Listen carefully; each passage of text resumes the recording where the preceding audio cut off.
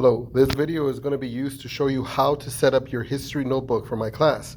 So if you're absent in my class the day we set it up, or you simply weren't in my class, this will help you step by step on what you got to do for your notebook. All right, first thing you got to do is you got to get one of these 70-page notebooks. Composition books do not work, they are too small. Now if you want to get a 5-star, that's fine, that's a bigger one, you don't really need it, but the very least, you need one of these 70-page cheap notebooks, all right? So first thing I'm gonna ask you to do is, I wanna ask you to number the pages, all right? So I want you to number the pages, page 1, on the top right, page 2, page 3, 4, 5, 6, 7, and so on. I would like you to number them up to 50 at least, all right? And then once you're done with page 50, we're gonna go to page 1. This notebook is worth about 1,300 points. It's a lot of points. We're going to be working on it for 2+ months.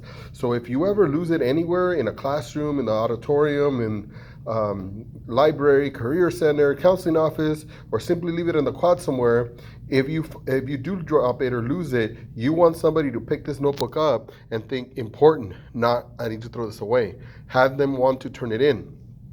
So the first page is really important. You need to make sure you have your name, U.S. history, Mr. Carbajal, my email, carbajal_r@auhc.us, room 211, period. Another thing I want you to do is, I'm going to be checking it twice before you turn it in November. I need you to draw a line right here, a line down the middle, and put first spot check, second spot check. All right, and that'll allow me to fill these in when I do collect them. So that's your first page. Make it nice and clean, neat.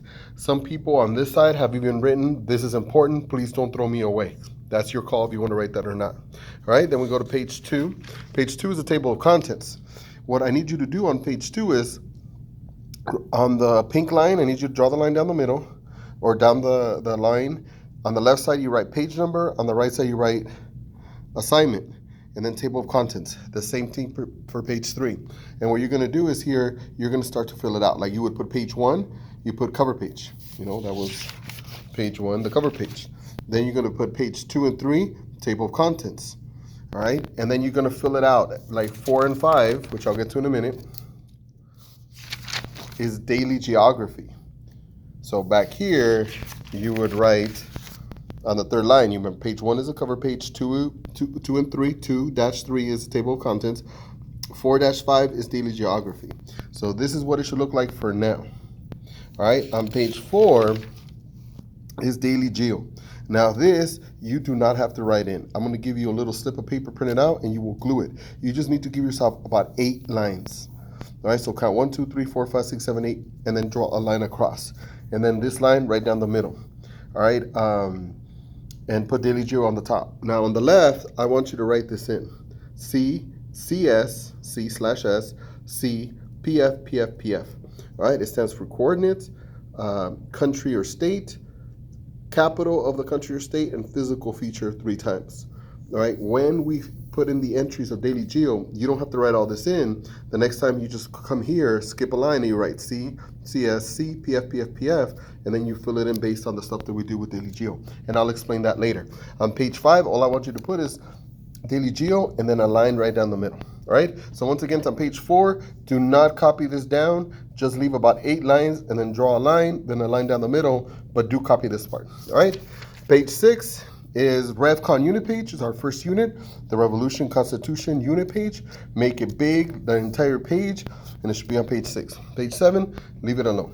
All right, on page 8, you're going to be putting the first page of notes, and I'll give this to you later, but essentially all the notes go on the left side. So 8 and 10 get the notes. All right, all notes were always going to be on the even side. Page 8. On the right side, you can kind of see through it. It tells you what you got to write. Half-page summary, 8 to 10 sentences of the notes that are on page 8.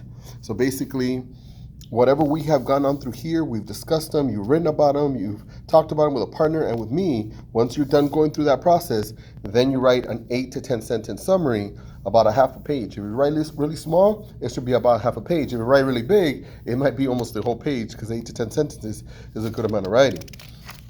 On page 10, you have the next page of notes.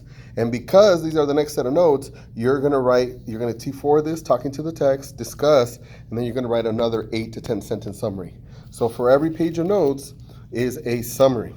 So I hope this helped you understand. Oh, one really quick last thing.